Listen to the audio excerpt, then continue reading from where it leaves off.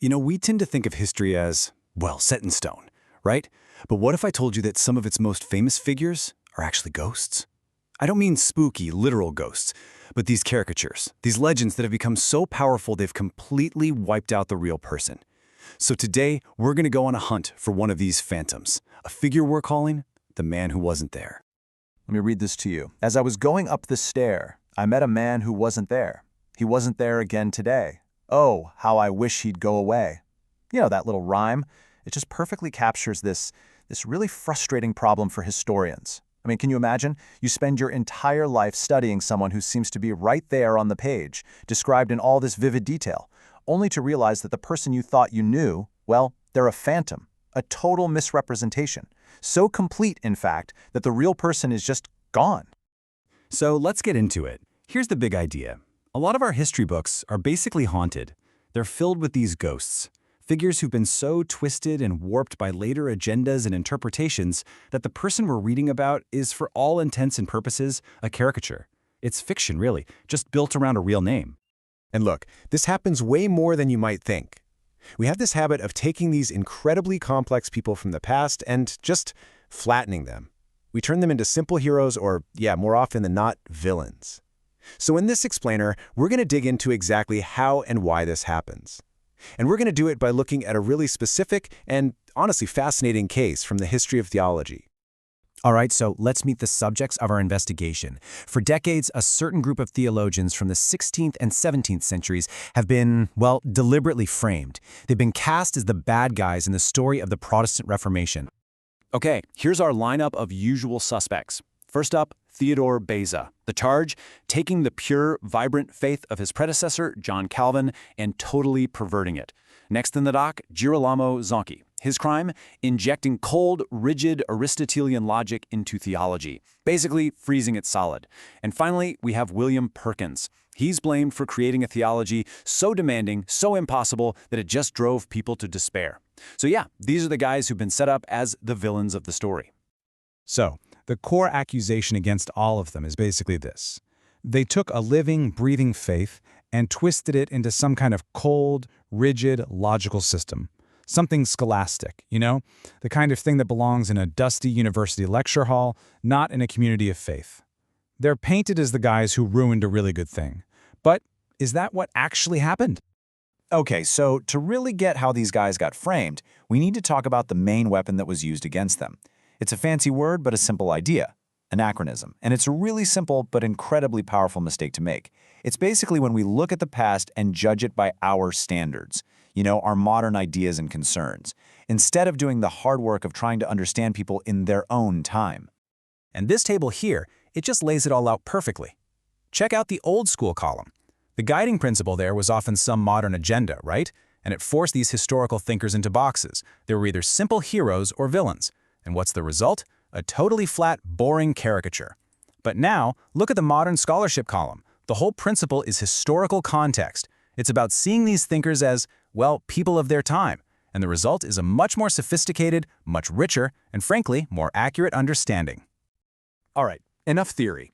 Let's put this into practice with our main case study.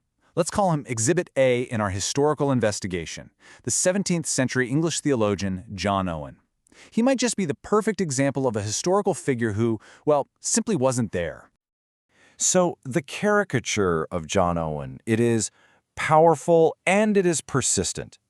He's almost always painted as the ultimate arid rationalist. You know the type, a cold, severe intellectual who built his entire theology on pure logic, totally detached from any kind of living, breathing faith.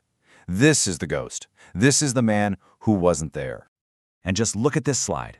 It shows the massive gap between the myth and the man. On the left, the caricature. It says he built his whole theology on Aristotle. The reality? Nope. He just used Aristotle's logic as a tool for precision, which, by the way, was totally standard back then. The myth says he perverted the original Reformation. The reality? The dude was deeply engaged with the entire history of the church from the very beginning. The myth tries to paint him as some kind of forerunner to modern fundamentalism. The reality, his thinking was deeply, deeply rooted in classical Trinitarian theology. Okay, so if the caricature is so wrong, how in the world do we find the real John Owen? Well, it's pretty simple, actually. We have to do the one thing that old school of historians often just didn't do. We have to actually read his work carefully. And, you guessed it, place him in his proper context. And you know what? When you do that, a completely different person starts to emerge. A much more interesting one. His theology wasn't built on cold logic. It was built on a foundation of classic Trinitarianism, that core Christian belief in God as Father, Son, and Holy Spirit. Far from some modern rationalist, he was constantly drawing on ancient and medieval thinkers. And he didn't think logic could solve everything, not by a long shot. In fact, he saw the very nature of God as a profound, unsolvable mystery. And at the absolute beating heart of it all, Christ. And this right here, this is the absolute key. His use of Aristotelian logic and these so-called scholastic methods, that wasn't a sign he was a rationalist. It was a sign that he was a highly educated man living in the 17th century. That's it. He was just using the shared language, the intellectual tools of his time, to explain his ideas with as much precision and clarity as he could. And honestly, that is the key takeaway. You just can't understand a 17th century thinker if you insist on judging him by 21st century standards. I mean, think about it. You wouldn't get mad at a medieval mapmaker for not using GPS, would you? Of course not. To find the real John Owen, you have to be willing to travel back in time and meet him in his world, not just drag his ghost into ours. So, what's the verdict here? What's the big takeaway? Look, the case of John Owen isn't really just about one theologian from a long time ago. It's a huge lesson in how we should approach the past in general. It shows us that context isn't just, important, it's everything. Which of course leads us to a really fundamental question for any of us who actually want to learn from history. If it's so easy and so misleading to just create these caricatures, what's the right way to do it? How should we approach the past? And the answer, believe it or not, is actually pretty simple. It's not easy, though. It takes patience and a good bit of humility. We have to let these historical figures speak for themselves, on their own terms.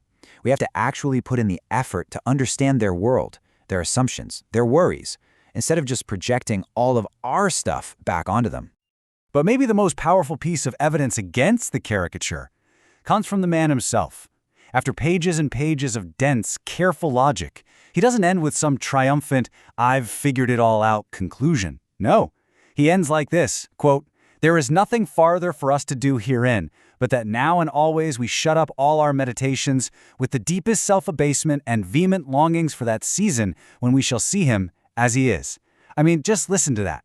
That is not the voice of a cold, arid rationalist. That's the voice of the real John Owen.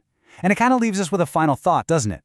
How many other historical ghosts are out there just waiting for us to finally see the person who was there all along?